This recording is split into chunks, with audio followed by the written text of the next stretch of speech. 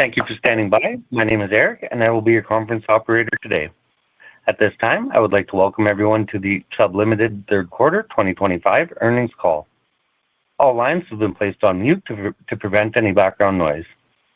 After the speaker's remarks, there will be a question-and-answer session. If you would like to ask a question during this time, simply press star followed by the number 1 on your telephone keypad. If you would like to withdraw your question, press star 1 again. I would now like to turn the call over to Karen Beyer, Senior Vice President, Investor Relations. Please go ahead. Thank you, and welcome to our September 30th, 2025 Third Quarter earnings conference call.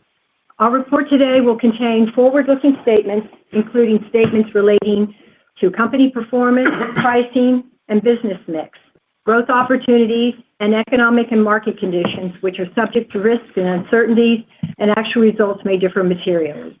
Please see our recent SEC filings, earnings release, and financial supplement, which are available on our website at investors.chubb.com for more information on factors that could affect these matters. We will also refer today to non-GAAP financial measures, reconciliations of which to the most direct comparable GAAP measures and related details are provided in our earnings press release and financial supplement. Now I'd like to introduce our speakers. First, we have Evan Greenberg, Chairman and Chief Executive Officer, followed by Peter Enns, our Chief Financial Officer. Then we'll take your questions. Also with us to assist with your questions today are several members of our management team. And now it's my pleasure to turn the call over to Evan. Good morning. As you saw from the numbers, we had an excellent quarter. In fact, a record earnings quarter. Core operating income of $3 billion was up 29%, leading to EPS of $7.49 per share, up 31% from a year ago, both supported by record underwriting and investment results, as well as solid premium revenue growth. The results put a point on the broad-based and diversified nature of our company, geographically, by customer segment, and by product area. Most of our businesses and regions of the world contributed. Geographically, that means North America, Asia, Latin America, and UK, Europe. When I say customer segments that contributed strong growth this quarter, that means globally, both consumer, homeowners, and auto, specialty personal lines, life, and international A&H. When I say commercial P&C, particularly middle market and small commercial, our E&S business, crop insurance, and a broad range of large account casualty and financial lines. And growth was generated by numerous distribution sources: brokerage, agency, phone-based direct marketing, and digital. In short, a wide variety of diverse businesses and geographies that are contributing to growth globally. Our balance of business and presence, about half U.S. and half outside, provides a wide range of opportunities, which supports long-term profitable growth. Importantly, it also supports our ability to manage the commercial P&C cycle with discipline, something we are well known for doing. We expect to continue generating superior margin and earnings growth, and in fact, an increase to our return on shareholder equity. In the quarter, record underwriting income on both a published and current accident year ex-cat basis was supported, of course, by a quiet cat quarter, but more importantly, by current underwriting year margin improvement and strong prior period development. Published underwriting income of $2.3 billion was up 55% from a year ago, with a record combined ratio of 81.8%, about 6 percentage points better than a year earlier. Though cat losses were light in the quarter, rest assured, catastrophe risk is alive, well, and obviously, by definition, volatile. Remember the California wildfires first quarter and convective storm activity through much of the year. Cat volatility aside, our underlying underwriting results were simply excellent in the quarter. Current accident year underwriting income, excluding cats, was a record $2.2 billion, up 10%, supported by a combined ratio of 82.5%, nearly a full point improvement from prior year, with most all of it coming from loss ratio improvement.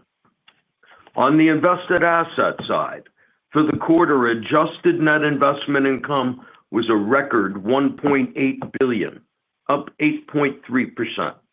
Our fixed income portfolio yield is 5.1%, and our current new money rate is averaging 5.2%. Our operating cash flow in the quarter was quite strong at $4.5 billion, which is contributing to strong growth in our invested asset, which is up nearly 10% over the last 12 months. Current fiscal, financial, and economic conditions favor attractive fixed income and alternative asset portfolio returns for our growing invested asset. Federal budget deficits, inflation, and rotation from the dollar support what we believe will be a steeper yield curve as we look to the future, which in turn should support our reinvestment rates and future investment income growth. Tangible book value growth, our primary measure of wealth creation, was 17% per share from a year ago and 6.6% from the previous quarter. Our annualized core operating return on tangible equity in the quarter was 24.5%, simply an outstanding result. Peter's going to have more to say about financial items in a couple of minutes. Turning to growth, pricing, and the rate environment. Total company premiums grew 7.5%, with consumer up almost 16% and commercial up 3.3%. Commercial P&C growth this quarter was impacted by two items that benefited North America last year. Our underlying renewable commercial P&C business grew about 5.5%, which is more representative of our run rate. Premiums in our life insurance division grew over 24.5%. In terms of the commercial P&C underwriting environment, I would characterize the market globally as in transition. Competition continues to grow, especially large account-related short-tail business, both admitted and E&S. A lot more capital is chasing the property business, and prices are softening, while terms and conditions remain steady. On the other hand, middle market and small commercial property is more disciplined and orderly, though greater competition is beginning to show as expected, particularly in upper middle market. In mid-market, property rates continue to rise, but naturally at a slower pace. Casualty pricing overall, large account, E&S, and middle market, is also slowing, though it continues to firm in the areas that require rate. It's quite rational. Financial lines remain soft, but we're seeing signs of firming in discrete classes. I'll give you some more color by division. For a change, let's begin this quarter with our international business. Premiums in our overseas general division were up 9.7%, or nearly 7.5% in constant dollars. Consumer was up 15.5%, and commercial lines grew nearly 6%. From a region of the world perspective, Asia grew over 14%. Europe grew almost 5%, and Latin America grew over 10.5%. Consumer lines grew more than 25% in Asia and more than 12.5% in Latin America. Premiums in our London wholesale business were up over 8.5%. Our international retail and E&S business again illustrates the power of Chubb diversification. In our international retail commercial business, P&C rates were down 1.3%, and financial lines rates were down over 8%. Turning to North America, Total P&C premiums were up 4.4%, including over 8% in personal lines and 3.5% growth in commercial. Adjusting for the two non-recurring items we wrote last year that did not repeat this year, renewable premiums in our North America commercial business grew 6.2%, with P&C lines up 5.8% and financial lines up almost 8.5%. Drilling down, our North America high net worth personal lines business generated more than $1.8 billion in net written premium for the quarter. This business is now almost as large as our North America middle market and major accounts commercial businesses, each with premiums in the quarter of $2.1 billion, again illustrating our company's diversification. Premium growth for our true high net worth segments was about 11.5%. On the commercial P&C side in North America, premiums in our middle market business, where the second largest writer in the U.S., grew 4.1% to $2.1 billion. Middle market workers' comp growth was impacted by one of the 24-year items I mentioned, namely an annual retrospective premium exposure adjustment. Which we make every year in the third quarter. That benefited us much less this year than last. Adjusting for that, we grew middle market almost 7%, with P&C lines up 8.6% and financial lines flat. Premiums in major accounts and specialty grew 2.5%, with major up 3.2% and E&S up 6.6%. The major accounts division was up 5.6%, adjusting for the impact of a large one-off LPT written last year. In North America commercial, we had a very good quarter for new business. It was up 24% versus prior year, with double-digit growth in major, specialty, middle market, and small commercial. Our renewal retention rate on a policy count basis was over 86%. Commercial pricing for property and casualty, excluding financial lines and comp, was up 4.3%, with rates up 2.4% and exposure change of 1.9%. Property pricing was flat, with rates down 3.3% and exposure change of 3.5%. And going a step further, property pricing was down 13.5% in large account business in E&S and up 6.2% in middle market and small commercial. Casualty pricing in North America was up 8%, with rates up 7.5% and exposure up 0.5%. Financial lines pricing was down almost 2%, and with workers' comp, primary comp pricing was flat, while large account risk management pricing was up almost 5%. In North America commercial, there was no change to our selected loss cost trends. In our international life insurance business, which is fundamentally Asia, premiums were up 26.5%. We had a large one-time premium in New Zealand, and adjusting for that, growth was up just over 16.5%. In North America, combined insurance company premiums were up 18%. Our life division produced $324 million of pre-tax income in the quarter, up over 14%.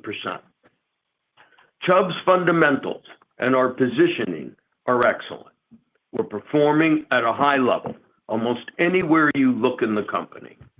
We have broad global diversification and a disciplined, energized, and talented team of professionals whom I couldn't be more proud of to call my colleagues. We are reaping results and planting seeds for the future. Our digital and AI efforts, years in the making, are contributing to growth and beginning to transform the company and how we do business. Our balance sheet, starting with loss reserves, has never been stronger. We estimate that 70 to 80% of our businesses present attractive growth opportunities. And looking forward, from all we can see, our performance is enduring. We will maintain superior earnings growth, including double-digit growth in EPS, book and tangible book value, and core operating ROE increasing to 14+% over the medium term. In the quarter, we stepped up share buybacks because we are an excellent investment, with our stock trading well below intrinsic value. Increased buyback activity will continue, while at the same time, we will continue to build additional capital and our invested assets. I'm going to turn the call over to Peter now, and then we're going to come back and take questions. Good morning. As you have just heard, we had another strong quarter that produced 9-month records in our 3 primary sources of earnings. Our results were supported by $4.5 billion of adjusted operating cash flows and exceptional balance sheet strength, including all-time highs in both book value of nearly $72 billion and cash and invested assets that exceeded $168 billion. There are a few capital-related matters I'd like to touch on. First, we returned $1.6 billion of capital to shareholders during the quarter, including $385 million in dividends and $1.2 billion in share repurchases. Secondly, we issued approximately $2.2 billion of debt at a weighted average cost of 4% and an average term of about 12 years. Book and tangible book value per share, excluding AOCI, grew 2.8% and 3.8% respectively for the quarter, and 10.4% and 14.8% from the prior year. Our core operating return on tangible equity and core operating ROE were 24.5% and 16.3% respectively for the quarter. Pre-tax catastrophe losses were $285 million for the quarter, principally from weather-related events split 86% U.S. and 14% international, and $2.6 billion through 9 months versus $1.8 billion over the same period last year. Pre-tax prior period development in the quarter in our active companies was favorable $422 million, comprising $460 million of favorable development in short tail lines and $38 million of unfavorable development in long tail lines. Our corporate runoff portfolio had adverse development of $61 million, mostly environmental related. Our paid to incurred ratio for the quarter was 83% and 87% year to date. Turning to investments, our A-rated portfolio, which had an average book yield of 5.1% for the quarter, increased over $7.5 billion from the prior quarter. The increase reflects strong operating cash flow as well as positive marks to market and favorable FX, partially offset by shareholder distributions. Adjusted net investment income was $1.78 billion, which was above our previously guided range by approximately $40 million due to higher than projected private equity income, as well as higher call premium and strong cash flows into the portfolio. To give you a bit more color this quarter, approximately 87% of investment income was generated by our fixed income portfolio, which is relatively predictable and growing steadily. The balance of our investment income is from private investments and other sources, which, while growing more quickly, are more variable from quarter to quarter. We now expect adjusted net investment income in the fourth quarter to be between $1.775 billion and $1.81 billion next quarter. International life premiums written growth in the quarter of 26.5% included a favorable one-time large transaction of $126 million, without which growth would have been 16.6%. The contribution from this transaction to life insurance segment income was de minimis. Our core operating effective tax rate was 20.5% for the quarter, which is above our previously guided range due to shifts in mix of income by tax jurisdiction, in particular related to prior period development and catastrophe losses. As a result, we expect our core operating effective tax rate for this full year to be in the range of 19.5% to 20%. I'll now turn the call back over to Karen. Thank you. At this point, we'll be happy to take your questions. Ladies and gentlemen, at this time, I would like to remind everyone, in order to ask a question, please press star followed by the number 1 on your telephone keypad. Your first question comes from the line of David Motemaden with Evercore. Please go ahead. Nice to talk to you. Happens once a year, it seems like, so, not too bad. But Evan, just had a question on the ROE outlook increase to 14% plus from 13% in December. I guess, can you just talk through the moving pieces there and where you see upside, that incremental point? Is it net investment income, underwriting, either releases or underlying underwriting, all of the above? Could you just help me think through the moving pieces there? Yeah. I'll help you think it through conceptually, not a worksheet.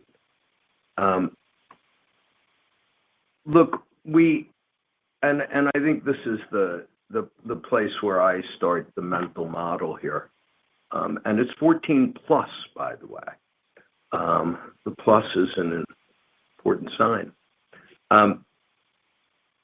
We have strong and growing earning power. And as we look forward, we see that enduring. It's growing earnings. And there are 3 engines of it. And so you keep a mental model of that. Underwriting, life income, and our invested asset, and so investment income. The growth in underwriting, it's commercial and consumer, P&C. It's very broad-based. In non-life, including A&H. Our life earning power growing. Our invested asset and alternative allocation to alternatives, so investment income growing. Each of those, as we look forward, we see good sustainability to growth of earnings. And then with growth of earnings, it means our capital base, obviously, with those earnings growth and that earning power, capital continues to grow. We're trading well, as we see it, below intrinsic value. And by the way, as you continue to grow earnings, and if it's sustainable, then frankly, your intrinsic value continues to move out. We will buy back above previous trend. As you saw this quarter, we will continue to do that. And at the same time, we're going to continue to build our invested asset that also contributes to growth of earning power. That's as simple as I believe I can break it down for you. Got it. That's helpful. And then maybe just following up, excess capital, I think in the past you guys have talked about it as a drag on the ROE. I guess, how can we think about that today? I think last time you spoke about it, it was, I think, a 2-point drag. Any way you could size that today for us? Yeah. Everybody migrates, me too. And I don't really view it as excess capital because we're earning, it's accretive to ROE as we deploy it on the invested asset side to the degree that it isn't supporting insurance underwriting activity. That's what you'll think of as surplus capital. But we're generating an excellent return on the alternative side, in particular, as we grow that in our invested asset. And so I more think of it that way. But to answer your point directly, it's 2 points or north of 2 points. Understood. Thank you. You're welcome. Your next question comes from the line of Gregory Peters with Raymond James. Please go ahead. Great. Good morning, everyone. As I look at your results in the third quarter and for the year, year to date at least, the overseas general growth stands out as somewhat of a surprise. I was looking for some more color on that. I guess why I'm a little bit surprised by it is because there's all this talk about pricing pressure among the large multinational types of exposures and in E&S market. And it seems like your business, whether it's London wholesale or the commercial inside overseas generals, outperforming the peer group. So maybe you can shed some color on that.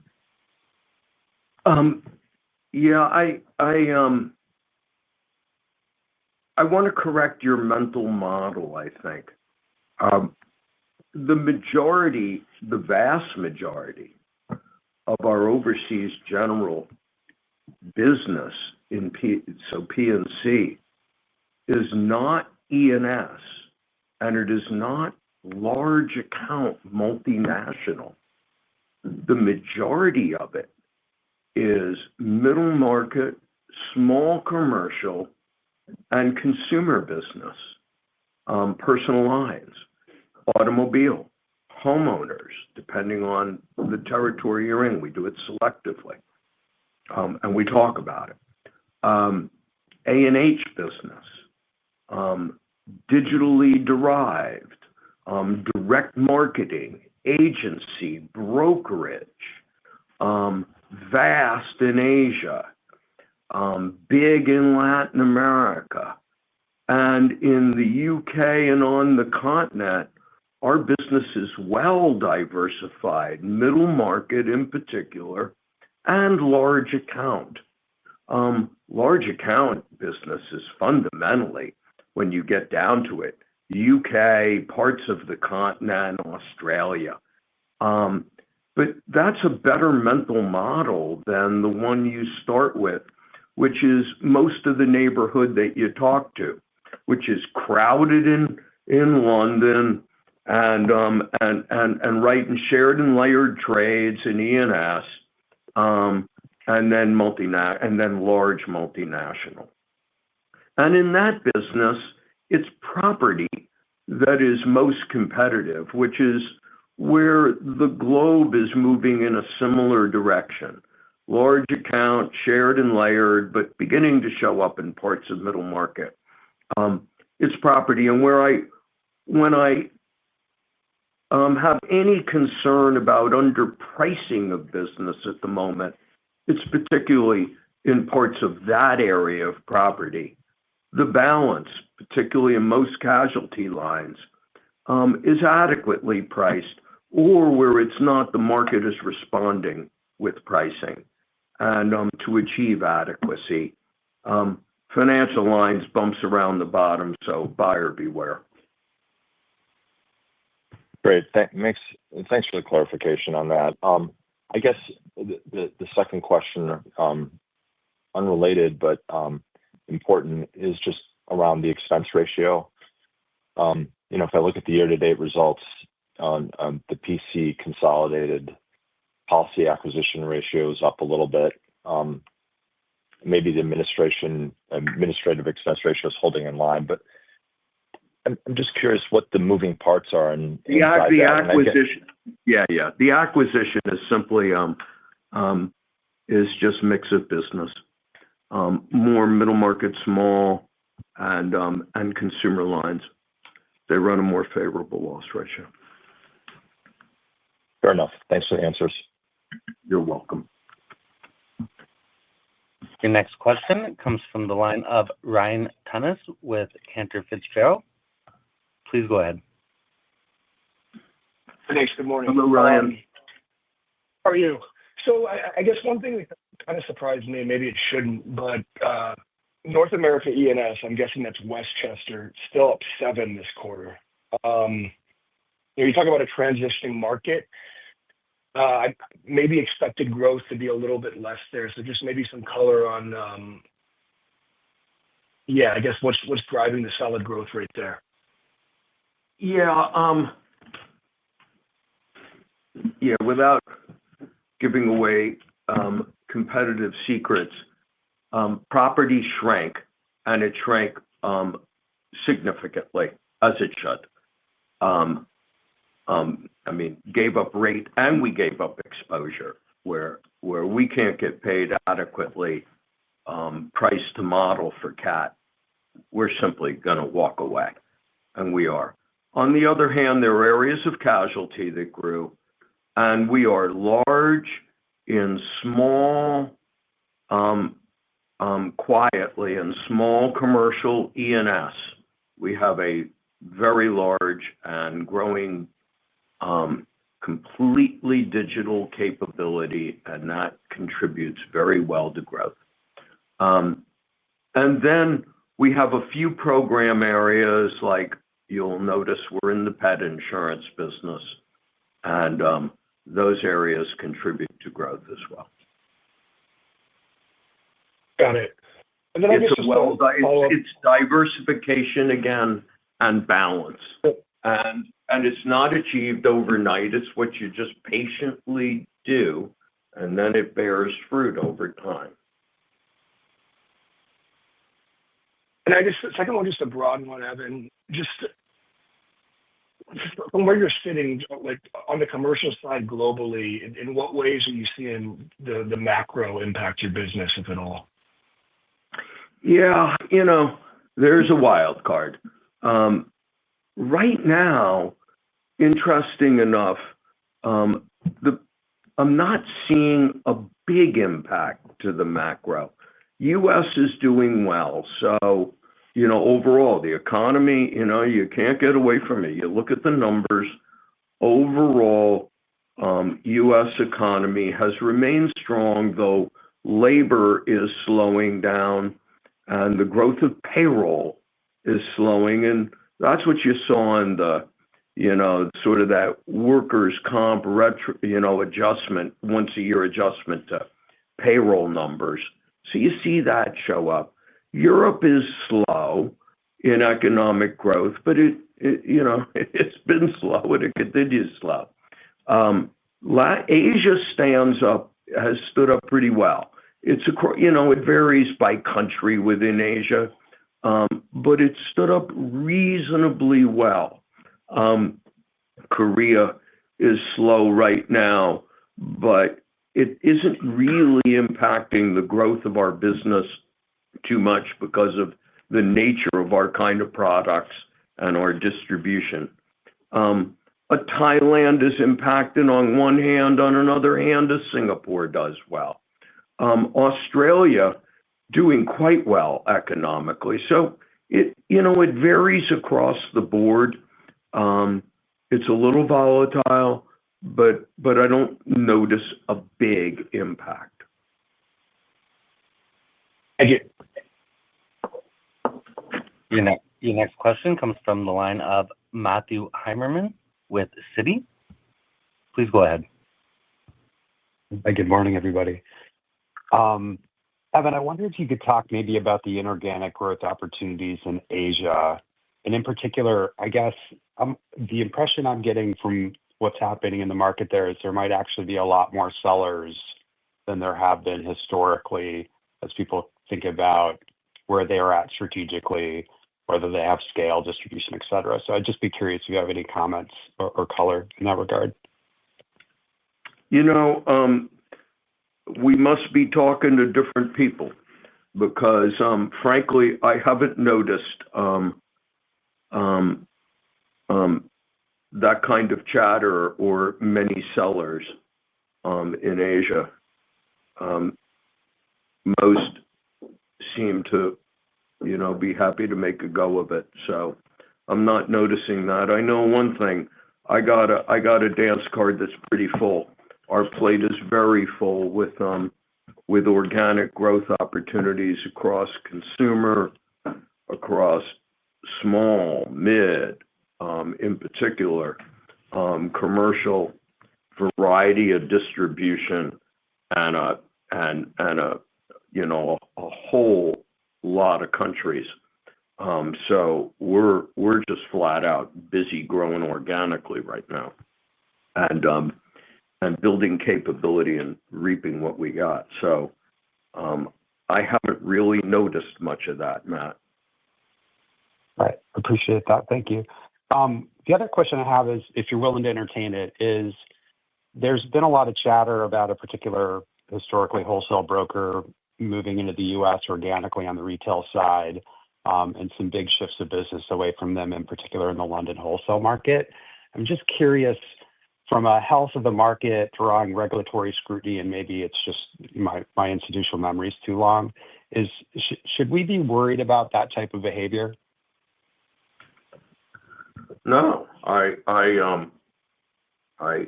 wouldn't. It speaks to a market economy.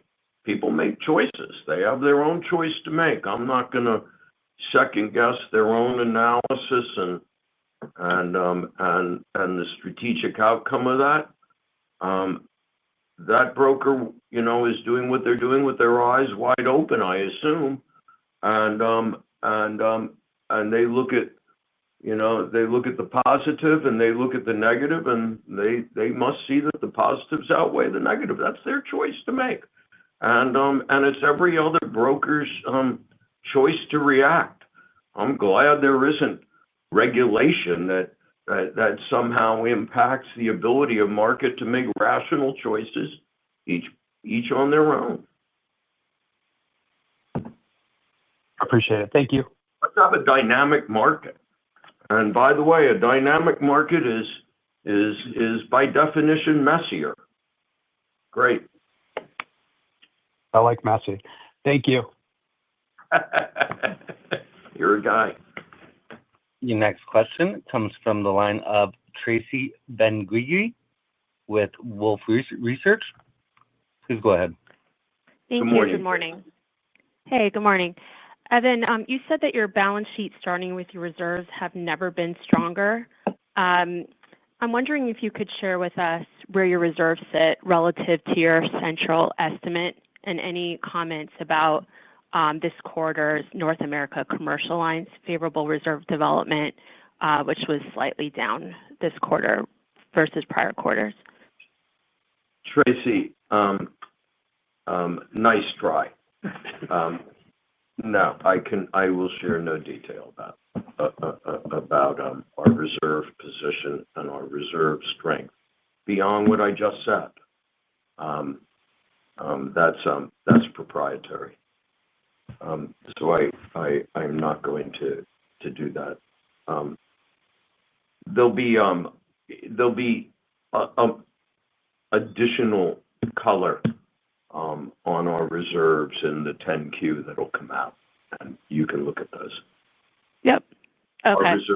Our reserves, but I think my comment that our reserves have never been, I've never seen them stronger, stands on its own weight. Got it. Okay. Can you talk a few minutes about your small to middle market commercial business? I mean, I recognize you have strong field operations. Legacy Chubb has built that over 100 years. But I'm wondering if you could discuss where you win business. Is it more by offering a cyber package policies, given you're a leader there? No, I would say that's a specialty add-on.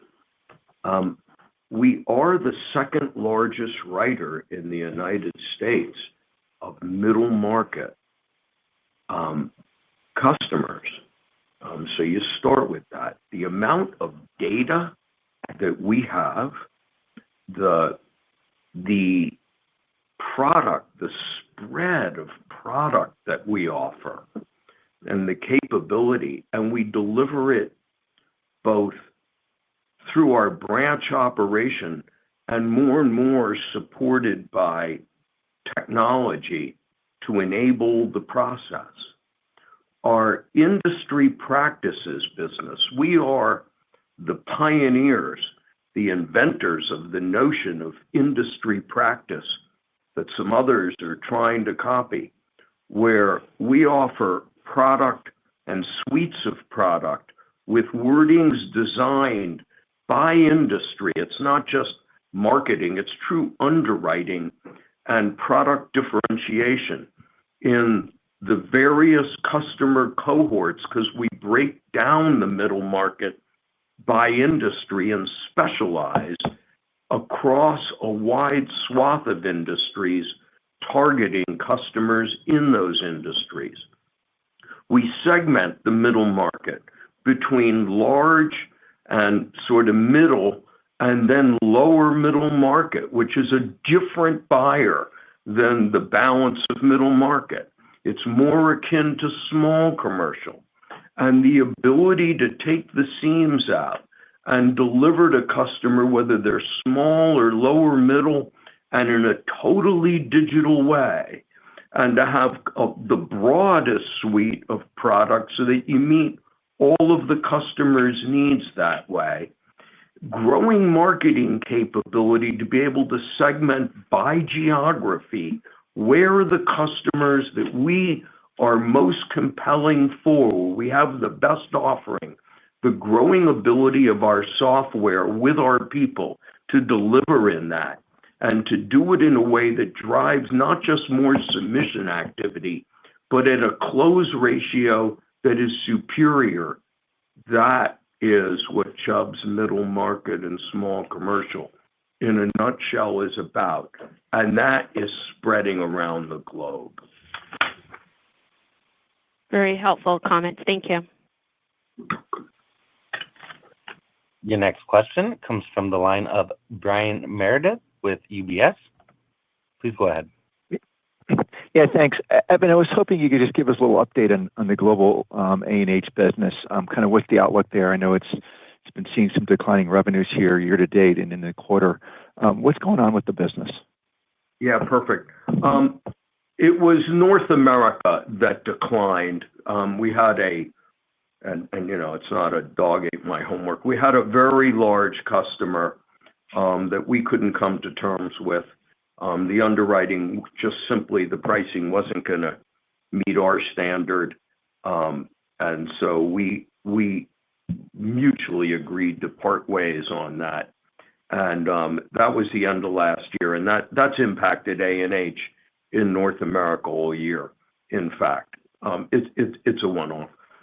Internationally, the business is growing, at around 7.5%. Asia in particular, and Latin America. And it's growing, and the opportunity is in a number of areas. Our travel-related business is growing quickly because it's 100% digital. And our ability to deliver through airlines on an embedded basis or through large travel agencies, and an improvement of product, and even being able to settle claims on a digital basis is giving us a lot of runway in that. Our direct marketing business, not just by phone, but by a digital direct-to-consumer through, as I've talked about repeatedly, we have over 200 platform partners, but some very large ones like a New Bank or in Latin America or a Grab in Asia, or a ByteDance, etc. To their customers through both an embedded and now what we call click to engage or click to call, where we marry up voice and direct digital together to be able to sell a higher average ticket product. It's a very vibrant strategy with a lot of growth runway to it, both non-life, which is what you see disclosed there, and on the life side, we'll remember 60 to 70% of our business is A&H. So when I look at it going forward, I think about growth in Asia, Latin America, both growth regions, Europe, more flattish, North America, we see growth picking up. And then to remind you, when I say the combined was up 18%, that's worksite marketing. And most of that is A&H. And then some risk-based life insurance. But it's dread disease, it's hospital cash. So again, that's another proxy of A&H business. We love A&H business around here for decades. The second question, maybe you could talk a little bit about the reinsurance, business. Obviously, a big decline in premium this quarter. What are you seeing in that marketplace? Are you seeing terms and conditions loosening up? And any crystal ball as to what you think 1/1 may look like? I like it as a buyer. Look, our reinsurance business, and you know this, we've always run it a bit as we get the joke. We recognize it more as a trade. Frankly, it's the other side of that same coin of property softening. And we're not going to chase property cat unless we think it's priced adequately, and we're disciplined about priced model. There is no sort of gut feel, or I observed 1 or 2 quarters where cat activity was light, so something has changed. Oh my God, please. And so, we're disciplined about it, and we will write the business when we're going to get paid adequately, and we will shrink when we're not. And there's a pretty good example. Thanks. Your next question comes from the line of Meyer Shields with KBW. Please go ahead. Great. Thanks so much. Peter, you mentioned that the more volatile components of investment income are growing faster. And I was hoping you can get a little bit more color in terms of the underlying thought process and maybe targeted allocations. I'm sorry. Say that again. So Peter mentioned that non-fixed income investment income is more volatile but growing faster than the fixed income component. And I was hoping to dig a little deeper in terms of what you're thinking and maybe where that goes over time. Yeah, I'm going to give it to Peter in a second, but let's be very careful of more volatile. It's not more volatile in its signature. It's just a question of realized gains versus interest rate income off of a fixed, so fixed versus equity base. That's all. But go ahead, Peter. So we'd indicated before that we're increasing our allocation to private investments, including private equity, and so we're increasing the allocation, and those also have a higher current yield.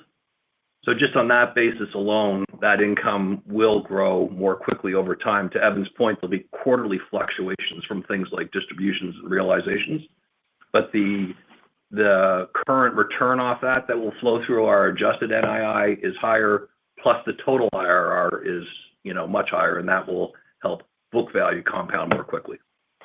So think of alternatives as producing, and we've said this before, and we used our partnership with, our long-term partnership with KKR as an example. It'll feed a coupon yield of, let's call it, somewhere around 7.5%. But on the other hand, it has an IRR to it of 15 plus, or in that range. So therefore, it does have a terminal value component to it also, and you see that fluctuation as you do normally in PE. Okay, fantastic. That's very helpful. One quick other question. We've had 2 consecutive quarters in North America personal with really solid top line growth and declining administrative expenses on a year-over-year basis. Is that something that can persist? Is that technology driven? I like the pattern. Okay then. Thank you. I mean, we like to continue patterns that we find that we like. It is part of our strategy. As we digitize, as we As AI over time matures more within the company, we expect our growth of expense, the growth rate, to decline as revenue grows. And over time, we expect the total employee population declines as revenue grows. And both technology and AI in various forms at different parts of the process of conducting our business, they continue to mature and continue to take hold, sort of business by business. So it takes time, but we're seeing results. It's not a futuristic as we're harvesting now. Understood. Thank you so much. You're welcome. Your next question comes from the line of Andrew Kligerman with TD Cowen. Please go ahead. Hey, good morning. So, Evan, I thought the print that you put out in property casualty was literally the best in the world. You had under an 82 combined. Net written premium growth was around 5%, but would have been higher were it not for some one-offs. And I appreciate your commentary about the broadness of the business, the geography, the product, the account size, and other items. But diverse companies often mess up. And you gave a good description on your middle market commentary and why that's so good. But how does Chubb stay ahead on tech, on data, on underwriters? Like, what is it that keeps you ahead and doesn't mess up this incredible performance that you've been doing quarter after quarter? I've been the CEO of this company for 21 years. We have built a culture, a discipline, and an ability to monitor and survey our discipline and the way we work at an extremely granular level on a real-time basis. And culture here means the higher you go, the harder you work. It's an inverted pyramid, and it is a privilege. And if you don't feel that way and you need a quote-unquote different work-life balance, then this may not be the place for you. The people who embrace this, the management team, we've been together some 15 years, some 20 years, some 25 years. We've been together decades. We've all grown up with the same ethos of how do you run and discipline and manage a business. And we're fundamental builders. We love what we do. And so it's granular. You look at the results, but it's the result of those macro results of granular effort across hundreds of businesses in dozens of countries with a management structure that can discipline and drive it on a daily basis. And we are all traveling and on the ground tirelessly to examine and know our businesses. We love it. We love what we do. And frankly, I've been asked this question of enduring, and that's why I started with it, for over 20 years. How are you guys going to keep repeating it? And by the way, you can lose it. You can lose it quickly if you start laying back or getting a little complacent or starting to believe your own stuff that is written about you that you're so great. We're not. We act like we're chased every day. And this company has only 60 some odd billion of revenue in a $4 trillion industry. We've got the world in front of us, and that's what drives us. Period. Very helpful. And then if I could follow up on and I know you don't want to talk about the details of your position and strength and reserves, but could you talk about the casualty development in the quarter? Was it adverse? Was it favorable? Anything by vintage? Just how did it develop in commercial P&C in the third quarter? Yeah, it was overall casualty development was $38 million negative, and that was $104 million in the U.S. and $60 million negative and $66 million positive internationally. Got it. And nothing by vintage that kind of stuck out? No, sir. Thank you so much. You're welcome. Your next question comes from the line of Alex Scott with Barclays. Please go ahead. Hey, thanks for taking the question. I really enjoyed that answer on the culture, by the way. But my question is on the path to the 14% plus ROE. If I look at just the simple DuPont kind of analysis, it would suggest that ROE drag, whether you want to call it excess capital or just lower premium to equity that maybe you could run with. That seems like the biggest opportunity to increase the ROE quicker, but that wasn't where you went at first with that response. So I was interested in that. I mean, do you feel like there are things you can do on underwriting, life income, growing the business? Like, do you feel like you can hit that 14 ROE plus without any contemplation of really hammering the buyback or doing inorganic or something like that? Correct. Yes, correct. We're going to, from all we see, we're going to continue to grow income. I gave you the parts and pieces of growing income, which is growing earning power. We will continue to build our invested asset, and we will continue to, with that income, not just loss reserves. And so capital will build. And at the same time, we will increase our buybacks. We'll do both as long as we're trading below intrinsic value, and we are trading well below. Got it. Very helpful.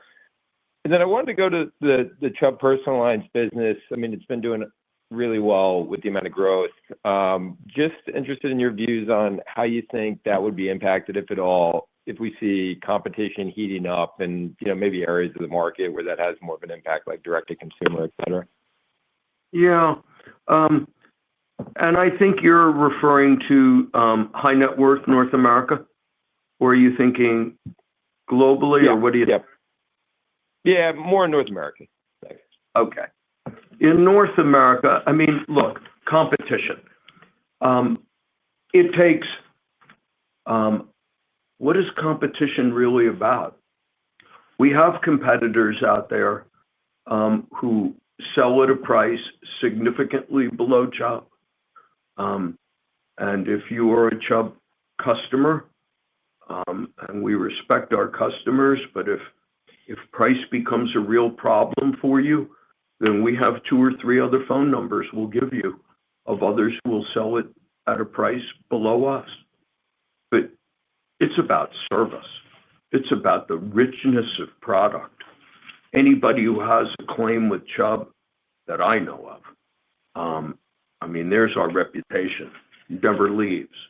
Our ability in risk engineering and, again, the richness of the coverage we offer.